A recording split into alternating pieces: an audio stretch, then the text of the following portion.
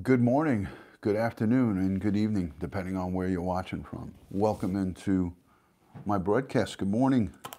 I just finished a couple of cups of coffee. It's midday here in New York. Thank you for everyone joining in. I'm going to wait for a couple more people to pile on in. How's everybody doing? I want to make sure the mic is going good. Hello, Alfro. Good to see you. Hi, Sweet Dixie. Thank you for joining. Appreciate you guys coming in. Hi, Debbie. Welcome in. Thank you for joining. How's everybody doing? It is Friday. It's Friday. Sound is clear, says Kaylee. Thank you so much for that. Appreciate it, guys. So, these difficult subjects, I like to visit them when I hear people speaking about it. Hi, Tiffany. How are you guys? Hi, Shelly. How are you? Great to see you. Thank you for coming in. Hit the like and subscribe. Hi, Lish. Good morning. Great broadcast this morning. It was good to see you. Thank you for joining here on my broadcast. I've heard many people speak about the right to die, legally assisted suicide. It started a conversation after the broadcast I did about the Arizona inmate. So I wanted to revisit that this morning briefly.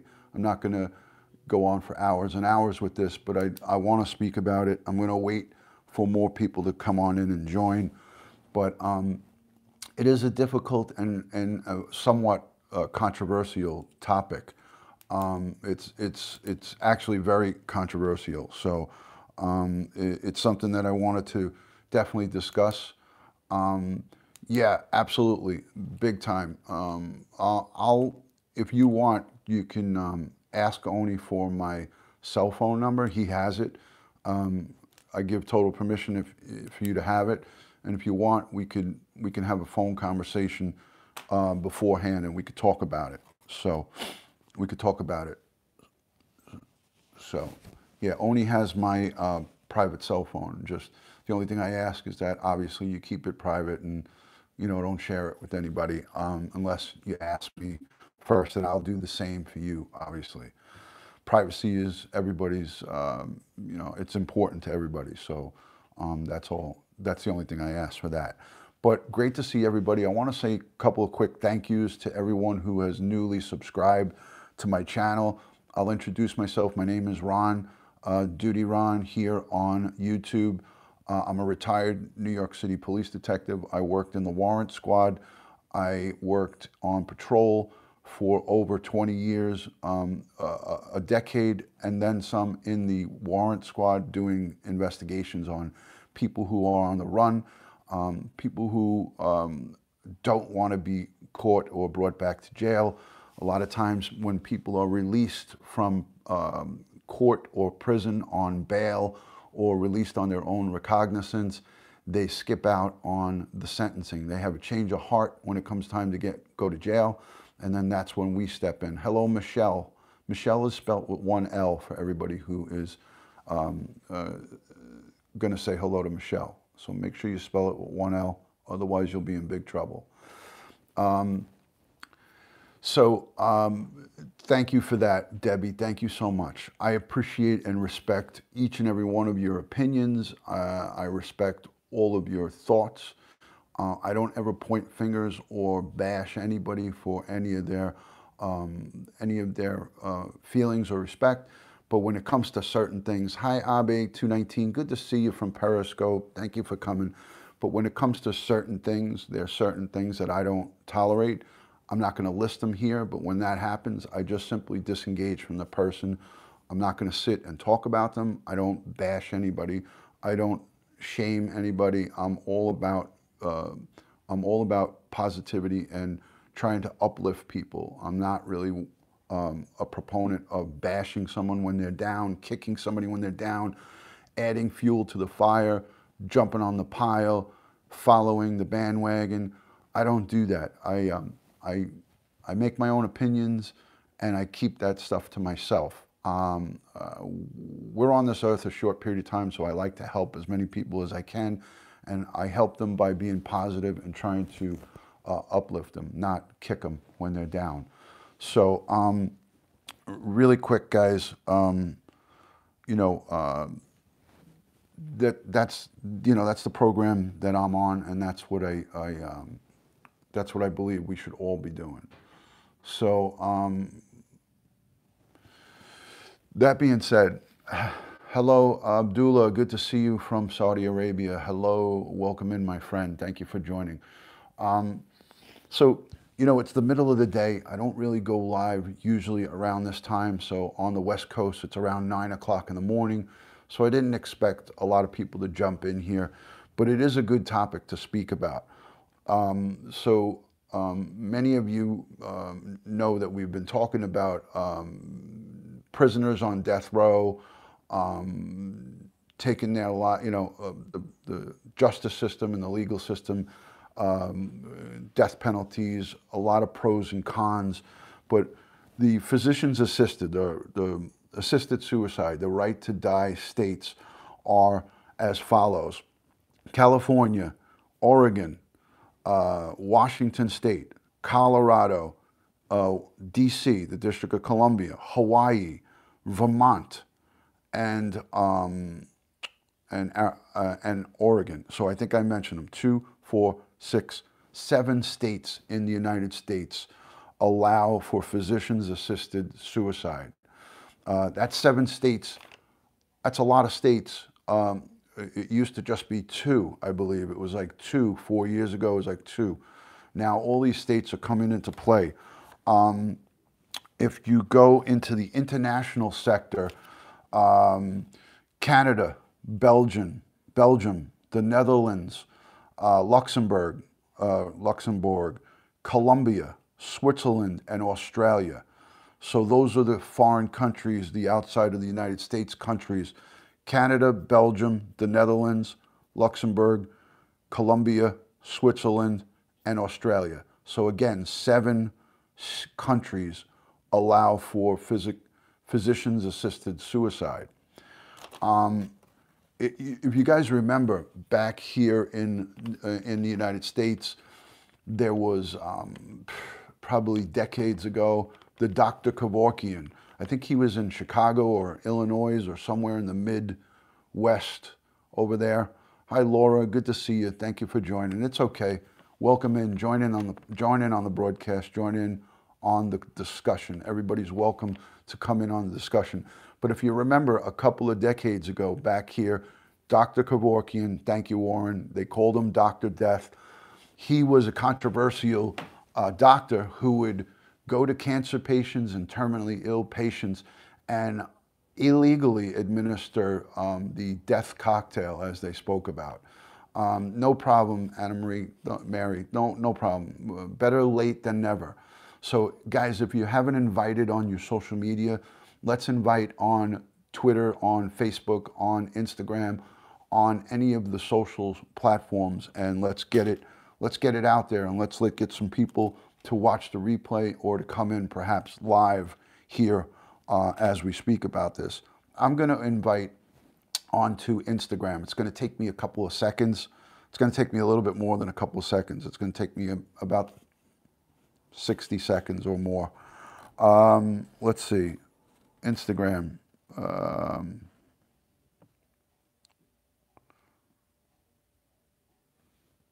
Hold on. This is always a challenge for me. I'm like social media challenged when it comes to stuff like this. Anyways, let's try it again. Let's go live and then share. Thank you for Twitter. Thank you for tweeting it out. Hello, Chaz. Good to see you, Chaz. Always great to see my friends from ONI, True Crime and Gossip, coming in. This is not a true crime and gossip type-esque broadcast. This is a discussion about the physicians-assisted suicide in America and outside the country, and what everybody's thoughts are on it. You know, let me just invite, and then I'll come back to this. 2 seconds, guys.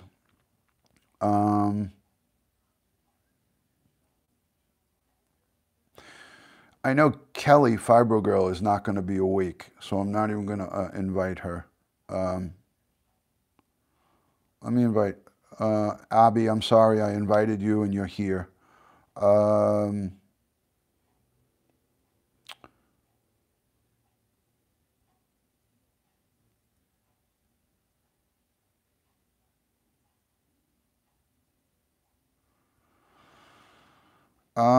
So I'd like to find out first before we really start digging into this. I want to try to get a consensus of how everybody feels about this.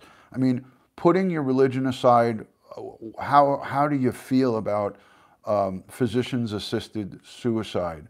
Really, somebody basically putting themselves to sleep due to a terminal illness or something that's deemed terminal by a physician. I mean, because that's what has to be in place for this to take effect. I'm taking care of that right now. There you go, Chaz. You got it. Okay, so Graham Dunlop says he's for it. Hello, Josh. Good morning from San Francisco, Northern California. I just want to get a general consensus, and I'm not trying to open up an argument. I just want to get a feeling for the death with dignity. Thank you. I call it physicians-assisted suicide, but death with dignity is another term. I was gonna get to that, and I'm gonna talk about a case, the Brittany Maynard death with dignity. She was a supporter. She utilized it. She up and moved her family to the state of Oregon, and her husband was a doctor, and she had brain cancer, terminal brain cancer, and I'm going to show you guys a clip. I'm going to show you guys a clip from her story, and you guys could watch it a little bit later on in this broadcast. I think it's a personal choice. Says Anna Mary, she says it's a personal choice. This is tough. I had to sign the paperwork to shut my husband down. Okay, you know, Laura, I have plenty of examples where I could tell you the pros and cons of this. I have plenty of examples that can demonstrate the pros and cons of this, guys. And I'm going to give you one right now. I'm going to give you guys a story right now. This is personal. This is personal because this involves my aunt, my mother's sister. My aunt, who raised me as a child, basically was like a second mother to me. Okay, my aunt, I have two aunts. My mom, it's my mom and her two sisters. So I have two aunts. One is a Catholic nun. The other one is just a regular. She was a hospital worker. She worked on her whole profession was. She was a unit secretary, medical secretary on a unit on a floor. So my aunt, I think she worked 38 years in a hospital. That was a long one. I'm a palliative care RM professional, and I had you need to put lethal injection in your veins once you're terminally ill. Patient is unlimited. Yes. Okay. So let me just tell you this story. It's the humane thing to do. We do it in home, blah, blah, blah, blah. Okay, all right. I'm gonna tell you two stories. They're not gonna be quick, but hear me out, guys. So hold the thoughts, hold the comments just for a minute. I'm not gonna be able to respond, but if you guys wanna talk amongst yourselves, that's fine. I know, Debbie, I know. All right, so my aunt, not the Catholic nun, the aunt who worked in a hospital for 30 plus years, 35 years or so. She was diagnosed 2 years ago with cervical cancer. Cervical cancer, stage 3 cervical, going on stage 4, 78 years old, but in good health. She was in good health. She looked like a young 78. She looked like she was in her 60s. My aunt got the diagnosis of, actually it wasn't cervical, it was ovarian cancer. Ovarian stage 3. She had a full hysterectomy. She went to a gynecological oncologist. She got the best oncologist to do the surgery. She was in the hospital that she worked for 30 plus years. She was comfortable there. They did the surgery. It was a major surgery. She was opened up from the top of her stomach all the way down. I saw the wound. I was there with my aunt every step of the way because, like I said, she was like a second mother to me. She helped raise me when I was a kid. So she goes through this major surgery at 78 years old. She's in the hospital for 3 months. She was in the hospital for 3 months. There was complications from the hysterectomy. She needed a colostomy bag because there was some of her organs were damaged during the operation. This story is intertwining into what I'm talking about. So just hear me out for a second. So my aunt had so many complications. She was in the hospital. She went in January 30th, my son's birthday. She went in January 30th, 2 years ago. She didn't get out until late March, early April from the hospital. So many, many complications. And in the course of those 3 months, about midway through, around February 12th it was right around Valentine's Day, the doctors told us, now she has 3 daughters. My aunt has my 3 cousins. One lives in Florida and the other 2 live here in New York. They were told by the oncologist and the healthcare team that their mother, my aunt, hi Andrea, Ron, it's Andrea, not Andrea, Andrea. They were told by the doctors that she would not live another week. She had 1 week to live. They put her on hospice in the hospital. My aunt was on hospice in the hospital with that medical box where you lock it up and it's giving you a drip of, the doctors said there's nothing we could do. They were saying their goodbyes to her. My aunt called in all of her friends from out in Florida and all over the place. They came in to say their goodbyes to her. My sons came in crying. I was upset. We all were saying goodbye to her. If there was this law on the books in New York, she would have taken it because she told me and she told her daughters, my cousins, to just give me enough medicine to put me to sleep. I don't want to go through this anymore. I just want to die. The doctor who was treating her, the oncologist, the cancer doctor, said goodbye to her because he was going on a 2-week cruise. And I heard the conversation. It was a very nice conversation, but essentially he said to her, Gloria, that was her name, that's her name, Gloria, you were one of the most brave patients I've ever cared for. And he said some really nice things to her, but he was straightforward with her. You're gonna die. There's nothing we could do. She was bleeding internally. There was a lot of things wrong with her, and it was irreversible. They couldn't correct it. 2 years ago. If that law, if this death with dignity law was there, my aunt was willing and able to sign papers, and she could have probably qualified for that, where they could have put her right out. She's still alive to this day. The doctor came back after the 2-week cruise that he went on, and he was shocked. Her body inside formed some type of pocket where it stopped the internal bleeding. She defied the medical odds, and she now is driving her car around, although she has a colostomy bag, but she is healthy, she's alive, she made me a steak dinner a couple of months ago. She made me a steak dinner with mashed potatoes, with broccoli. She was cooking for me.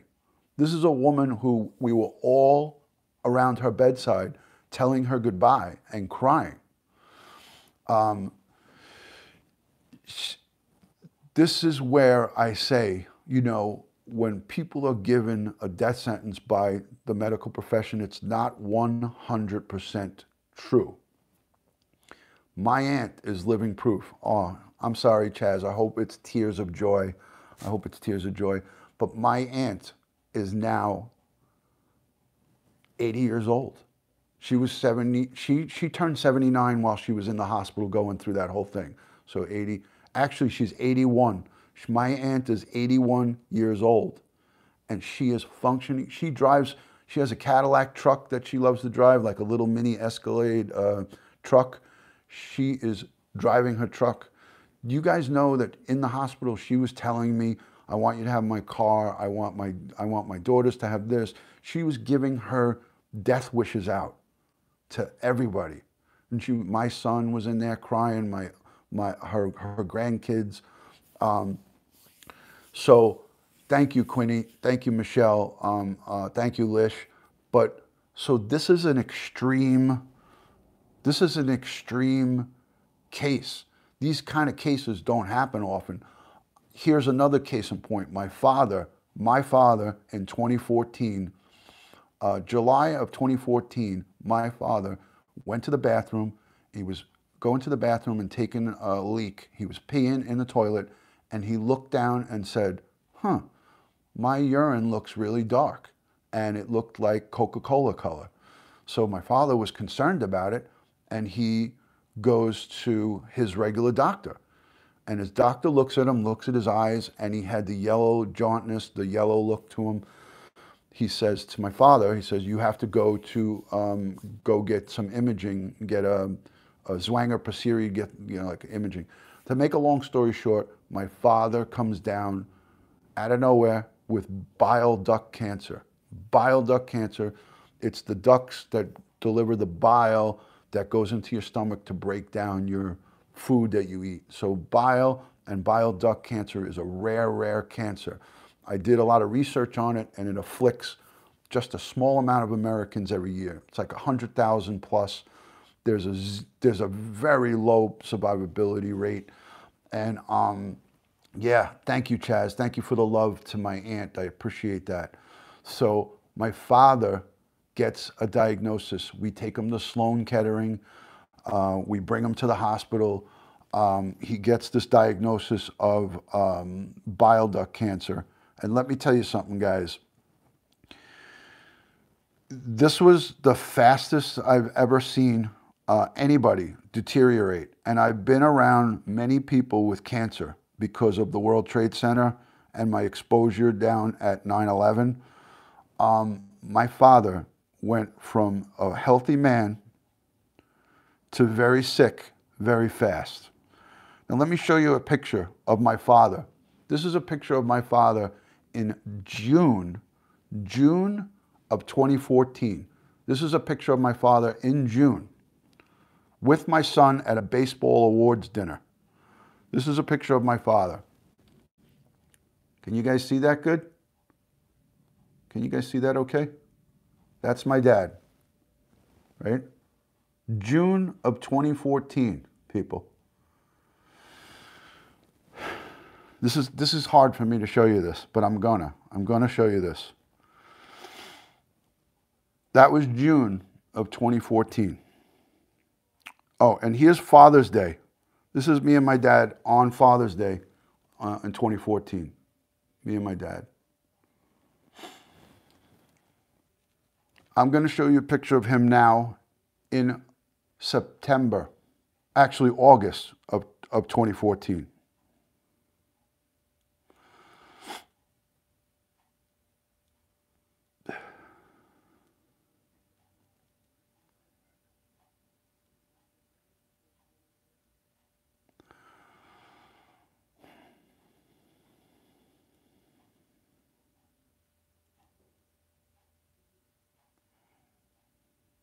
Okay, here we go. So this is me. I took him to Sloan Kettering. I took him to Sloan Kettering in August, early August. So that was June. This is August. This is my father in August. We picked him up in an NYPD ambulance.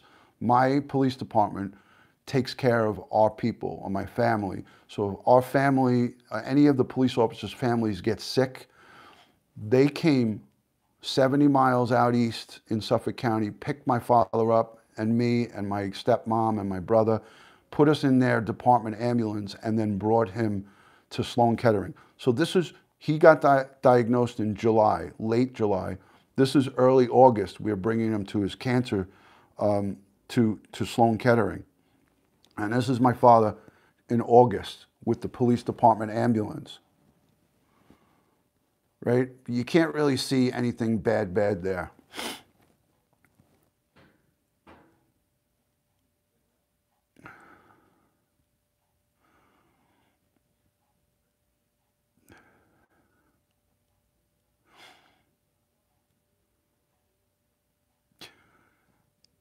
This is my father, October 23rd. All right, I'm sorry guys, but I'm trying my best. This is my father, October 23rd.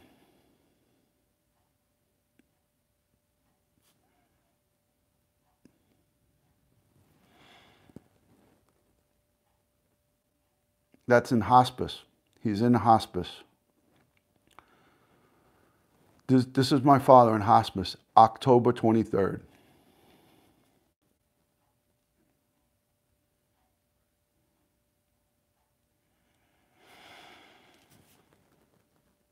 He's wearing an NYPD hat.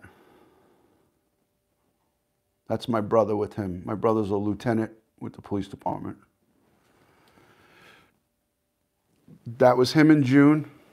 That's him in June at my son's baseball ceremony. That's me and him. And that's just 2 months later.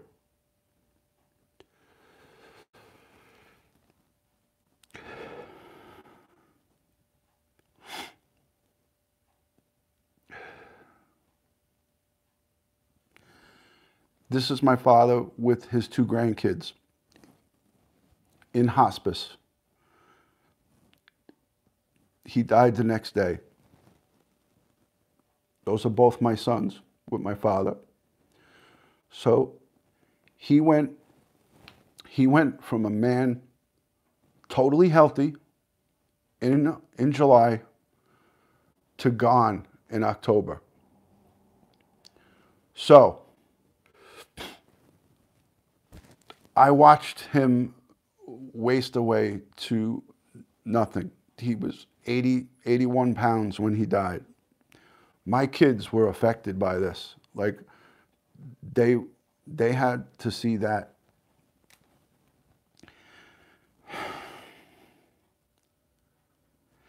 So here's a message that my son wrote to me on November 1st. This was after my father died. My youngest son wrote me this message. I don't know if you guys can see it. So I'll read it to you. It says, "Hey Dad, I just want to tell you how proud I am and thankful I have you as a father. And how much you've done for Grandpa is really admiring. And Grandpa and Grandma couldn't have made it this far without you. You're a true angel. I love you, Dad. You're truly amazing. Love, Frankie."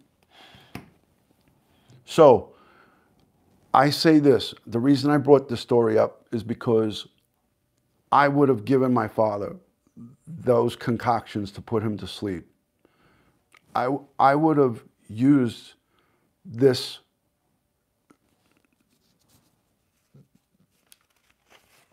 to save us the agony that he went through. And you know what, guys? Ultimately, inside that hospice, inside the hospice, the nurses in there were unbelievable. They let us sleep in the facility. He lasted 14 days in hospice, 14 days.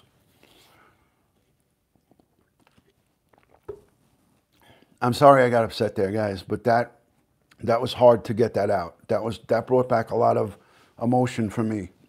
You know, it's been 3 years, and you know, hello, Guy. Good to see you. Hello, Nabul.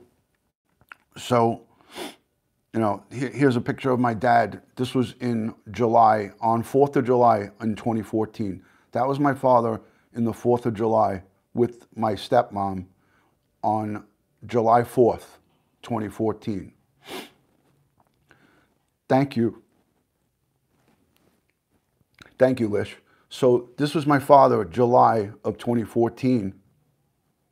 And then that was him in October of the same year. That was him.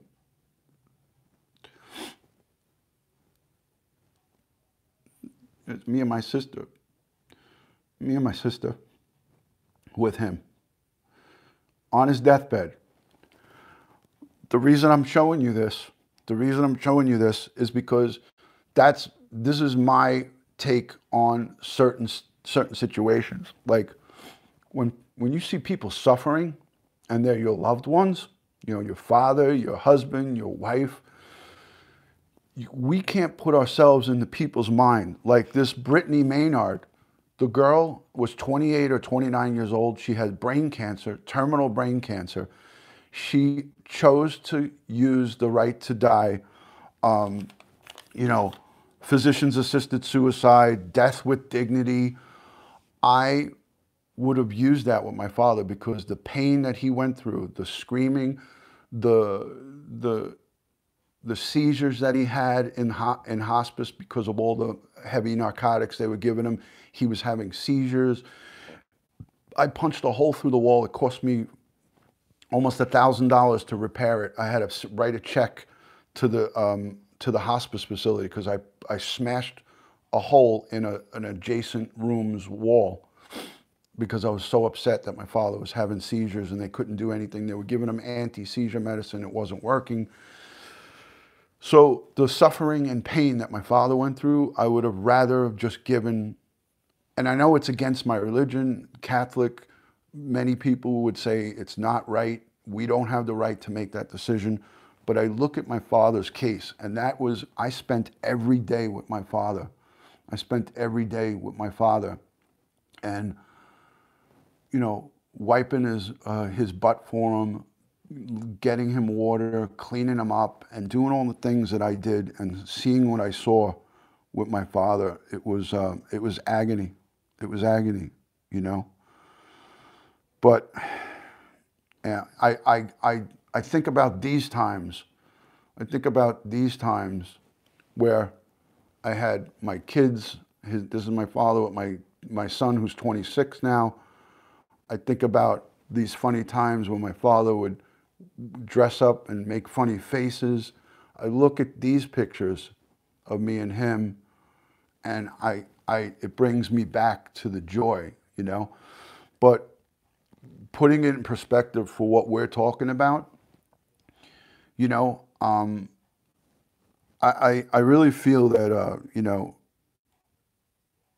some people make this decision for themselves. I mean, the patient has to be of sound mind.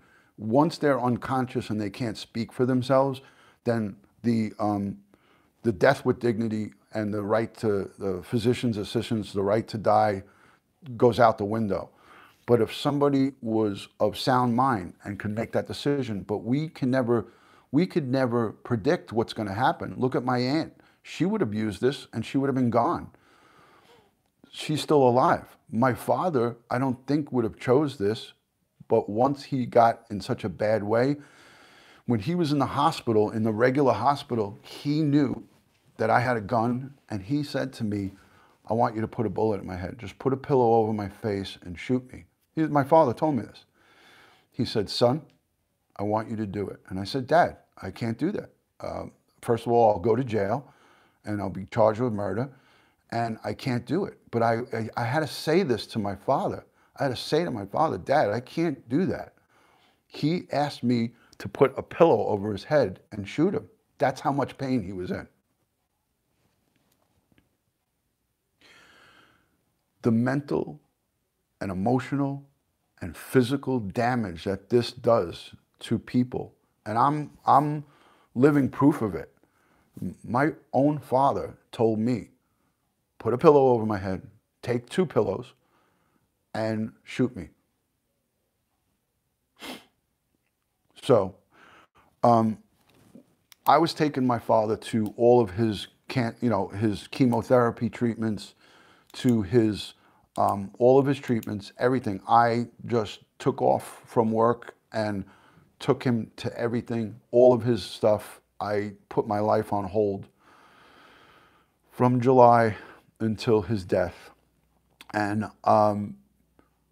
my father, I was with him when the oncologist, I remember her name, Dr. Desai. She was an Asian doctor in Sloan Kettering.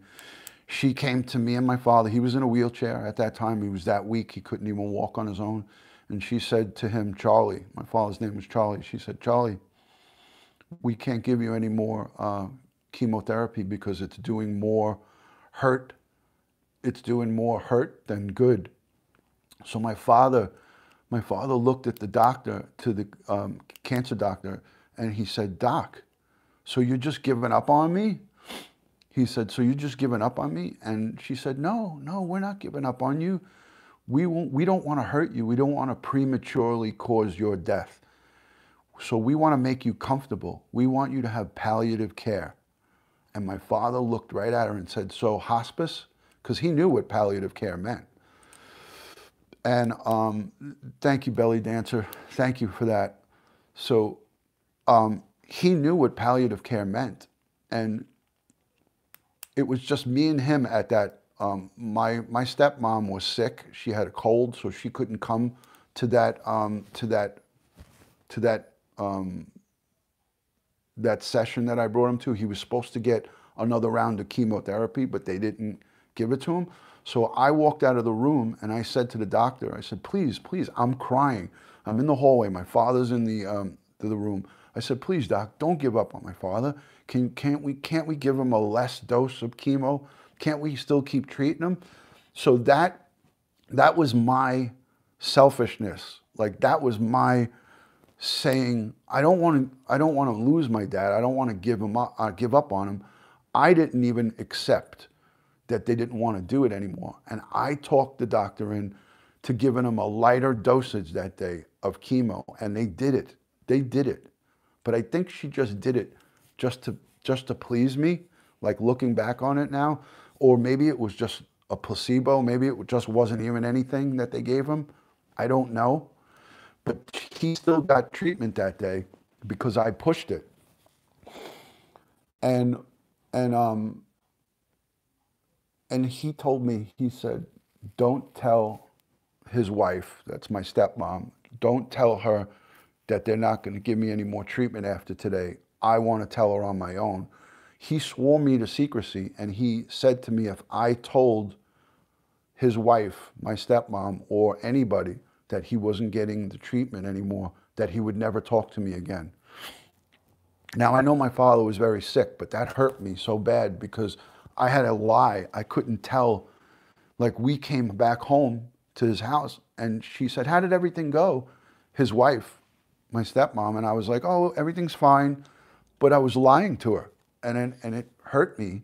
But the social workers in Sloan Kettering said, you have to honor his wishes. Thank you, Michelle. The social worker said, you have to honor his wishes and don't tell anybody. They told me not to tell anybody. And I told my brother and my sister because I had to tell them. But I swore them to secrecy too. So we had to keep that a secret from his wife. And she didn't find out until he, again, 4 days after he got that treatment. Hey, Matt, how are you, bud? 4 days after my father got that treatment, he got sick again and had to be rushed to the hospital. And then the doctors told her then, my stepmom. But it was just a really rough time. It was a rough time, guys. And I can't tell you how difficult it was. And so for people who are in fear of that happening, and if you have the law on your side and you know that you're facing imminent death is imminent, you're gonna die no matter what,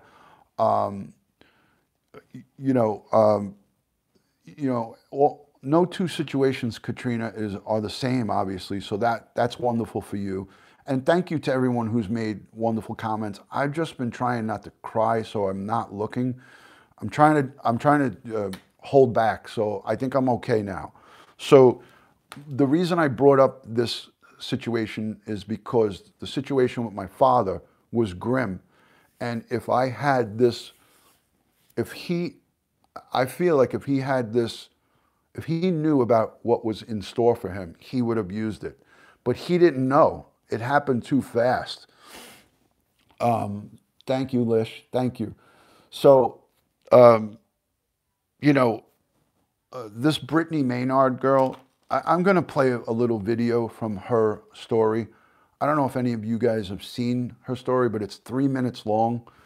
I think I can get away with playing this because it's from the news. It's not like it's not anything that's copyrighted or anything. Yeah, it never comes at the right time. I know that guy. You know, I know it. Trust me, from experience, I know all about it. You know, it is not good. It's okay. Thank you, Michelle. I mean, you know, I don't talk about my father's situation often, and I have spoken about it. It's just that it breaks me up, obviously, when I speak about it. So let's play this. Hold on a second. This is, guys. Does everybody know? Does everybody know about this, the Brittany Maynard case? Does everybody know about this?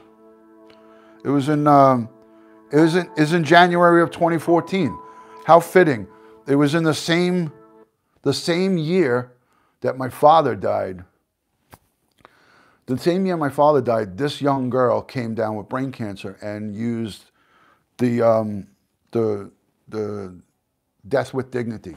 Death with Dignity.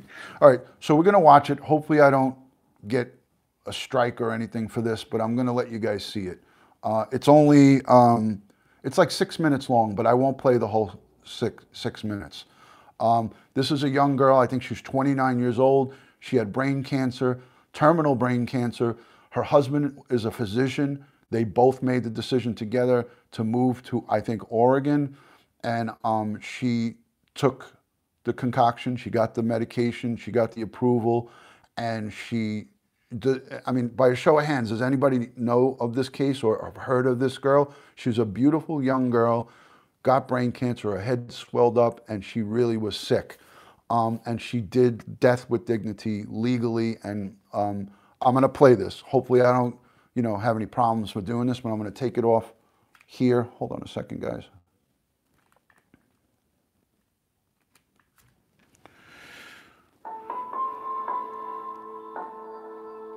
So after getting married is when I first started experiencing the headaches, and they were quite severe. And I didn't understand them because I had never had anything like that before in my life. Right when I was diagnosed, my husband and I were actively trying for a family, which is heartbreaking for us both. And then I was diagnosed this past New Year's. We went away to the wine country for kind of a New Year's Eve celebration, and by Jan 1, the following day, I was diagnosed with cancer and told I was terminally ill.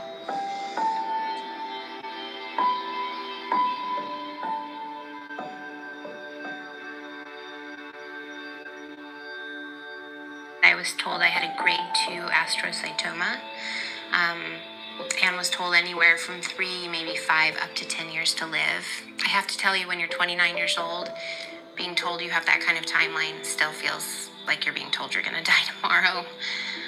70 days post-op, I went in for another MRI and was told I had had a grade change. They were looking and saying it looks like grade 4, which is the worst and most aggressive form of brain cancer. It's called a glioblastoma. So that was a major shock to my system and the system of my family, because it went from having potentially years of time to being told I had like 6 months. My parents spent a couple months, they just wanted to search for a miracle. In the beginning, I hoped for everything. I hoped that they had just the wrong x-rays, the wrong set of scans. It was all just a big clerical mishap. Your brain will do really strange things to you when you don't want to believe something. You will come up with fairy tales.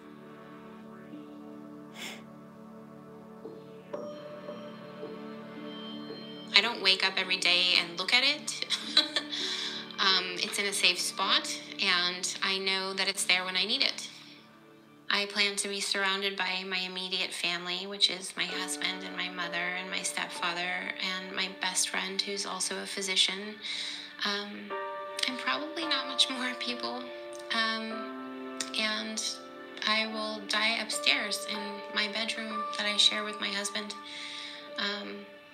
with my mother and my husband by my side, and pass peacefully with some music that I like in the background.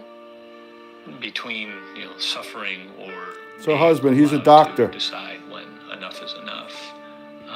It just, to me, makes it's provides a lot of relief and comfort that, okay, that option is there if and when we decide, or she decides that it's time.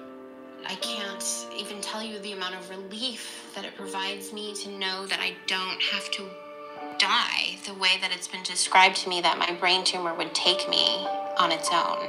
Death with Dignity allows for people who are in the predicament of facing a lot of suffering that they can decide when enough is enough.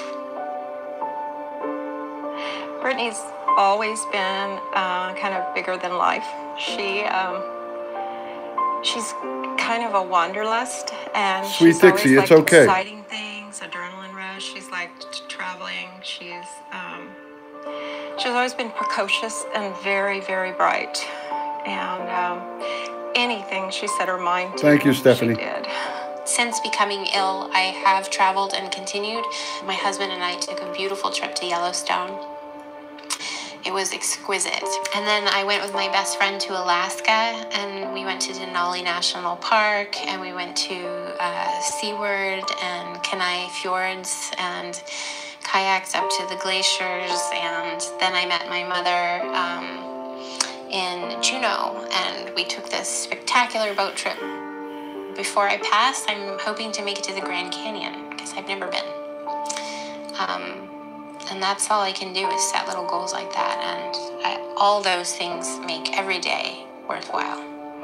My hope now is that my daughter can live her life the way she wants to, that she can make the decisions that she wants to, that she can be who she is, which is this very autonomous, bright,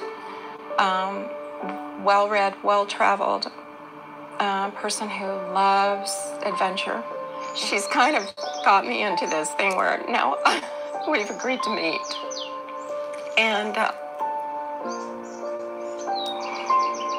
so I'm going to go on a traveling adventure. And there's a place I'm kind of scared to go to, Machu Picchu.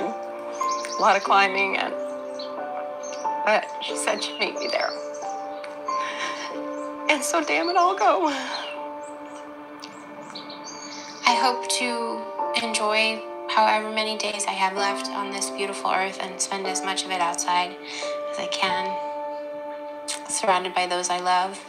I hope to pass in peace. The reason to consider life and what's of value is to make sure you're not missing out. Seize the day. What's important to you? What do you care about? What matters? Pursue that. Forget the rest.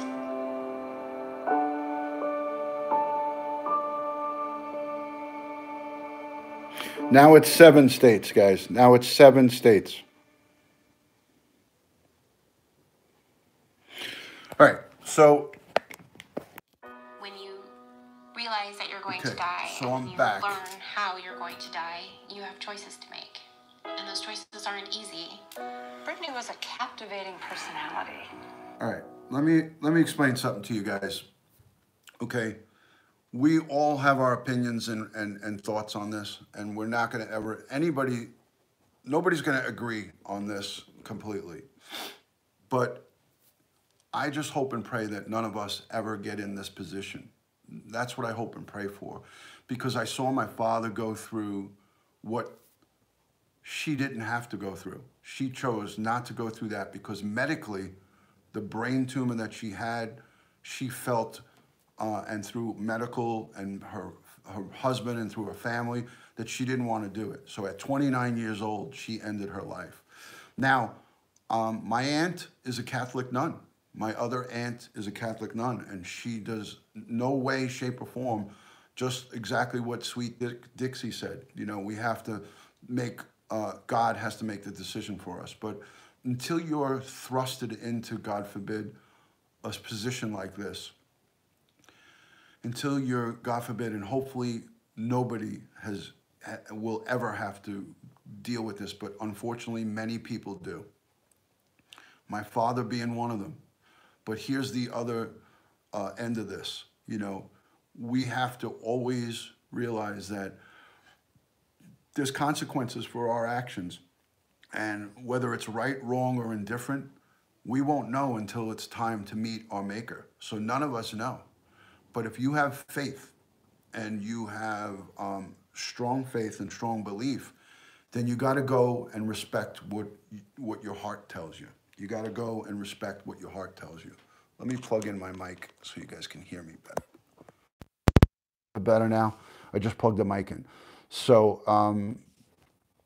you know, you have to respect what your heart's telling you, you know, and you can't go by what somebody else is trying to force feed you. So, I mean, that was tough for me to watch, and I've seen that. That's, you know, I've watched that video a few times. You're welcome, Laura. So Stephanie, if you're still in here, you kind of inspired me to do this video. Stephanie, are you still here? Exactly, Joey. And I know what your opinions are, you know, and I respect them. It's just that for me, I'm somewhere in between, because I've seen both sides of the fence. If my aunt was to have done this, she would have prematurely killed herself. But my father, there was no helping him, and we could have never predicted that. So that's, in a sense, that's God's way of making your life. He brings you into this world. He's going to take you out. That's how my father's went. But I'm going to tell you that that was sheer agony for me. So Stephanie Elliott, you were the one who inspired me to actually do this broadcast today. So I thank you for making comments and talking to me on my comment stream. So I want to say, and I want to give her credit, Stephanie Elliott actually gave me the inspiration to do this broadcast. So thank you for that. Again, these are personal opinions, but we all cannot put ourselves in people's shoes. And Sweet Dixie, I get that. We don't know what God's plan is, but not everybody thinks the way we think. And Black Rose, I agree.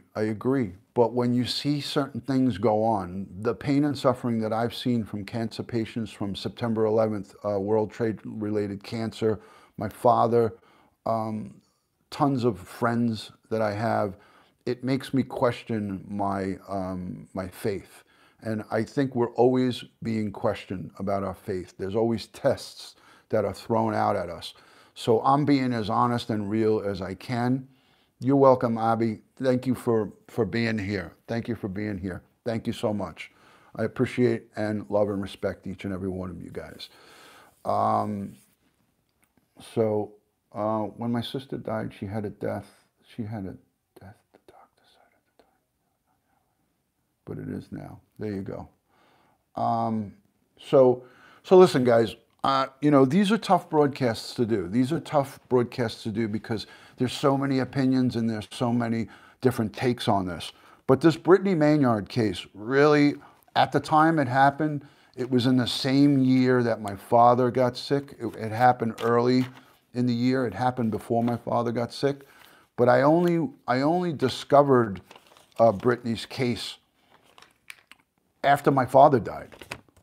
After my father died, Dare to Be Different, thank you. Thank you so much. At the end of the day, you know, no two cancer struggles are the same. No two deaths are the same. Everybody has a different way that they go. Some are peaceful and in their sleep. Some are violent. Some are long and outdrawn, outstretched. My father's was fast but painful, and a lot of agony and emotional distress on our whole family. So, plug on my sweet sister in accordance to her will. Yeah, so that's a tough one. But you see now, there's a Hippocratic oath that doctors take. Okay, just the same way as a law enforcement professional, I raised my right hand and I swore to uphold the Constitution of the United States and the law of the land. So I took an oath as a police officer to protect and serve, preserve life. Our jobs were taxed with saving and protecting people. But a Hippocratic oath is what doctors take. Hello, Christopher, good to see you.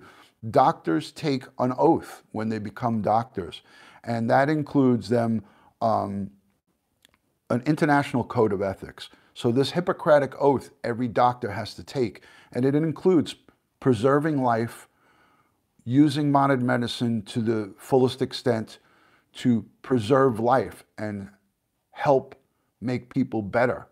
The Hippocratic oath is taken on by doctors. Patients' DNRs, these are all amendments to that Hippocratic oath. There's amendments to it. So before anybody gets ahead of themselves, I'm well aware of DNRs and all of the final wishes and things of that nature. But inside that Hippocratical oath, not only does it say about not allowing patients to prematurely end their lives, with exceptions with the states that have these laws applied to them, DNRs, things of that nature. There's also there's a statement in there about abortion, which is a really controversial subject, very controversial. And I'm not even going to get into that, but I read about it, and these are some things that people don't realize, that people of professions, nurses, doctors, lawyers, especially policemen, you know, they take oaths to protect, to preserve life. So, Belly Dancer, I'm going to add it, but for those of you who are curious about it, my email is really simple. It's dutyron@aol.com. dutyron@aol.com. I'm going to put it in my bio after this broadcast is over. So anyways, I got a couple of things I got to do. So I'm going to open up. Anybody have any questions or thoughts that they want to get out real quick before I end this broadcast? But I appreciate each and every one of you's positively interacting on the chat. I appreciate the respect that you guys show back and forth to each other, to me, and I show that to you too. So I want to say thank you and kudos to each and every one of you. My channel keeps growing every day. I think I'm up to 1,600 subscribers, which is unbelievable. Every day we seem to have a little bit more growth, and I think it's fantastic, and I appreciate that tremendously. I know time is valuable. Everybody has a lot of things to do on a Friday, so any day that you guys tune into me, I am honored to have you guys in on my channel. My direct messages are always open. Thank you, Justifiable Katrina. Thank you. You know, I like to speak about difficult topics. Tani, thank you so much. I like to speak about difficult topics because it's good to get it out in a forum where it's controlled and nobody's attacking each other. So that is my guarantee for all of you when you come on to my live stream, my broadcast, however you want to put it. You guys are guaranteed that you're not going to be attacked, or I won't allow it. You know, I'm always going to be open, with exceptions to extreme, over-the-top behavior. You know, if you keep trying to force feed your beliefs in the chat continually, I'm going to ask you to stop, things of that nature. But that doesn't go on, so I thank you guys for all of that. Debbie, thank you for coming back. I hope that you went away and then came back after the clip was played that I played. I didn't mean to upset anybody or offend anybody. I know, Debbie, you just lost your husband just last month. Gary passed away on the 28th of December. So I didn't do this to cause any extra grief. And I apologize if you came in on that, but these are things that I need to talk about, and I do this on the fly. I don't sit and schedule things. I kind of do things as I feel from my heart. Like if I feel it's something important to speak about, or if I'm inspired, then I'll do it real quick. I'll put a 10-minute time frame up, or 20 minutes, or a half hour, and I'll plan it out quickly like that on the fly. So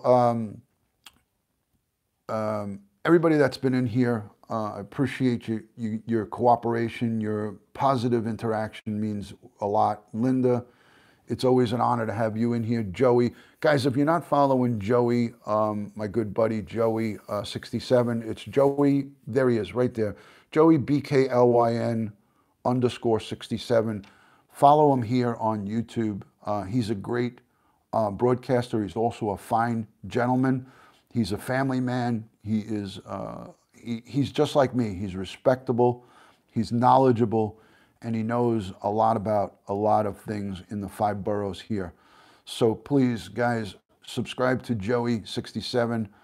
Hit the thumbs up here, like and subscribe, and also don't forget when you subscribe to hit the notification button, so when I do go live, you'll get the notifications. I am a kind of a late night owl, so sometimes I'll do later broadcasts. But Oni is always on. The True Crime and Gossip is always on late. Those are kind of the hours that I always go live. So some nights he'll be live and I'll be live too, but it won't be as often as he is. He goes live every night. I don't do it every night. But thank you, Black Rose. Thank you, Joey. Please, I implore everybody again to go hit the subscribe button. If you haven't subscribed to Joey, and if you really care about me and want to help me help my friends as I would help you guys, everybody in here, all 31, please go ahead and subscribe to Joey's channel. He's trying to make it grow and bring you guys some good content. So please, please, I appreciate that. Black Rose, thank you for throwing up the link to my account. My email is dutyron@aol.com. Pretty simple, pretty easy to remember. Thank you, Stephanie, for subscribing to my good friend Joey. Like I said, if you guys want to be part of my friends and family here, I ask you to subscribe to Joey 67, my friend in France, Naboul, right there. He's another great broadcaster. Naboul, he is in Saint-Tropez, France, a family man, a gentleman. He's not going to come at you. He's not going to attack you. He's going to bring you peace and positivity. My channel is all about peace, positivity, and straightforward information. You're going to get police-related information, law-related information, and also my 55 years of experience in life. I'm going to give you my life experience, just as I shared with you today with my father, with my aunt.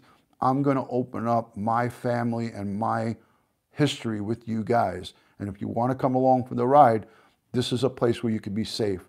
This is a zero drama zone, zero drama. Never speak about it, never get involved in it, and I'll never drag you guys into it. So I ask that you guys don't drag me into any of your drama. That's the only ground rules that I have, and they're plain and straightforward and simple. So please, Naboul is another one to follow. Everybody that's in here, follow Joey, follow Naboul, follow Dave and Osaka. Dave and Osaka, these are 3 gentlemen right here. Joey, Naboul, and Dave and Osaka. Fantastic guys. You can't go wrong with these gentlemen.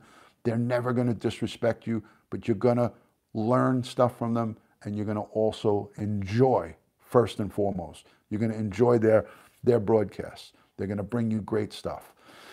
So peace and love to everybody here on the channel. Thank you for being in here. And remember, hug your loved ones.